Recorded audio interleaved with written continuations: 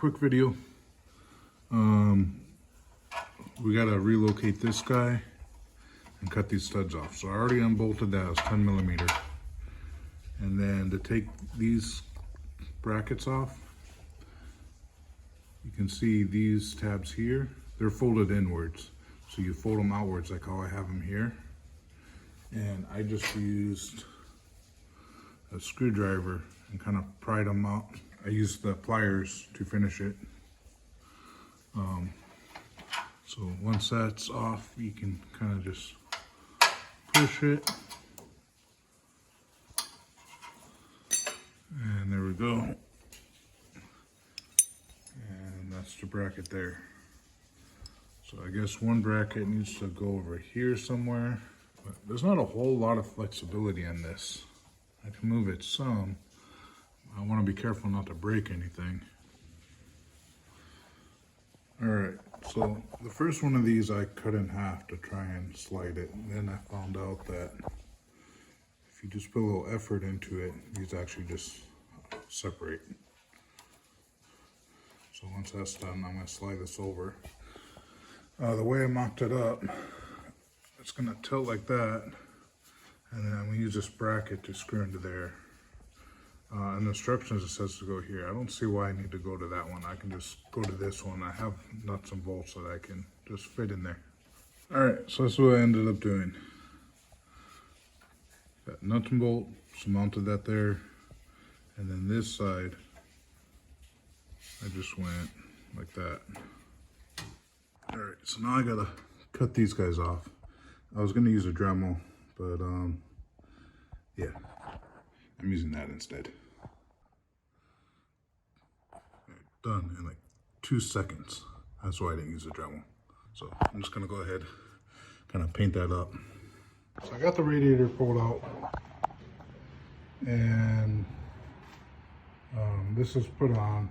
So I tightened all these bolts. Still working on the wastegate bolt. So on this side I was able to get from the top. The other side I had to go from the bottom, lay down, reach my arm over on this side of the pipe up, and try and twist it by hand. And then I was able to get a wrench in there too, to one of these guys, 1/2 inch, to be able to tighten it. So that's where we're at. In order to get the radiator off, I had to unbolt it from the top, disconnect the wiring, and disconnect the bottom hose. And this little tab right here was bent down. The radiator wouldn't clear, so I had to take a pair of pliers, bend this tab up so I could clear it. And then I had to move this fuse box out of the way too. Alright, so vacuum routing for the wastegate. I got the bottom of the wastegate, which is the top here. That is going right around to the turbo. The top, where it connects to the boost controller, comes around here, all the way up through here to the boost controller. Alright, so radiator's back in, just slid it right back down. Put the bolts on the top. Had to re-screw the fans off because I originally tried to take the fans off only. So yeah, that's it. I just gotta reconnect these wires right here.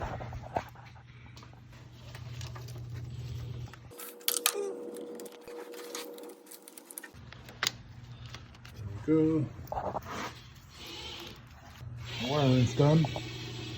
I guess we can go ahead and put that back. Alright, so I got this back around, connected there. It just slides into there, right down. Alright, so we got the pipe coming down from the turbo right here. And then we got the intercooler right there. So in theory,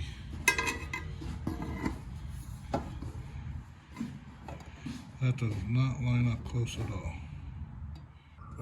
You can either cut the pipe or move the intercooler. 550cc injectors just installed.